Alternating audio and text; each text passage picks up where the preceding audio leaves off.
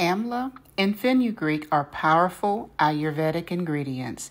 They do many wonderful things, including boost shine and definition, promote growth, control frizz, reduce shedding, hydrate, soothe with anti-inflammatories, and nourish and strengthen with antioxidants and fatty acids.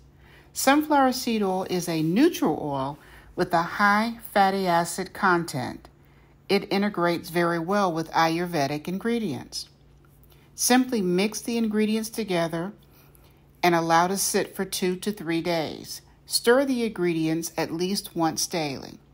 Apply the treatment to both your scalp and the full length of your hair, especially your ends. Cover with a plastic cap for about 20 minutes.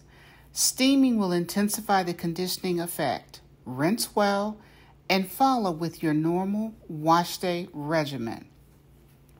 You'll experience an immediate improvement in shine, softness, and shedding.